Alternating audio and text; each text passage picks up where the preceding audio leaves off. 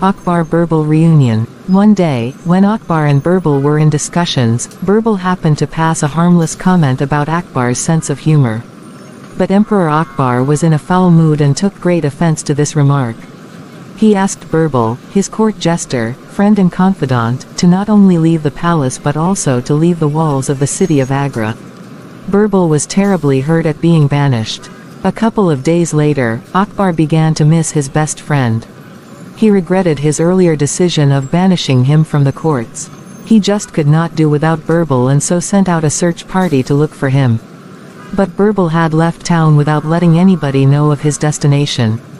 The soldiers searched high and low but were unable to find him anywhere. Then one day a wise saint came to visit the palace accompanied by 2 of his disciples. The disciples claimed that their teacher was the wisest man to walk the earth. Since Akbar was missing Birbal terribly, he thought it would be a good idea to have a wise man that could keep him company. But he decided that he would first test the holy man's wisdom. The saint had bright sparkling eyes, a thick beard and long hair. The next day, when they came to visit the court, Akbar informed the holy man that since he was the wisest man on earth, he would like to test him. All his ministers would put forward a question and if his answers were satisfactory he would be made a minister. But if he could not, then he would be beheaded. The saint answered that he had never claimed to be the wisest man on earth, even though other people seemed to think so. Nor was he eager to display his cleverness, but as he enjoyed answering questions, he was ready for the test. One of the ministers, Raja Todarmal, began the round of questioning. He asked, "Who is a man's best friend on earth?" To which the wise saint replied, "His own good sense." Next phase he asked which was the most superior thing on earth.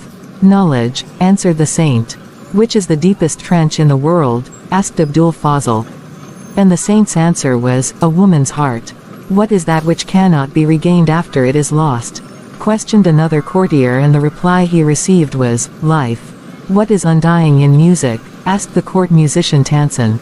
The wise saint replied that it was the notes. And then he asked, "Which is the sweetest and most melodious voice at night time?" And the answer he received was, "The voice that prays to God." Maharaj Mansingh of Jaipur, who was a guest at the palace, asked, "What travels more speedily than the wind?"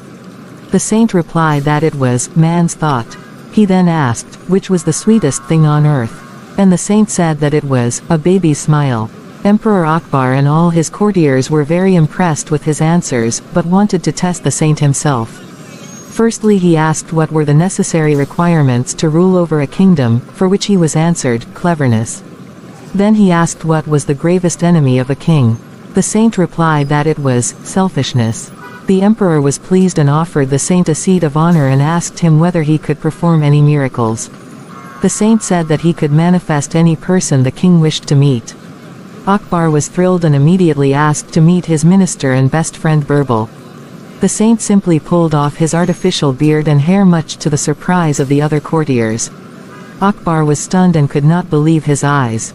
He stepped down to embrace the saint because he was none other than Birbal. Akbar had tears in his eyes as he told Birbal that he had suspected it to be him and had therefore asked him whether he could perform miracles. He showered Birbal with many valuable gifts to show him how happy he was at his return.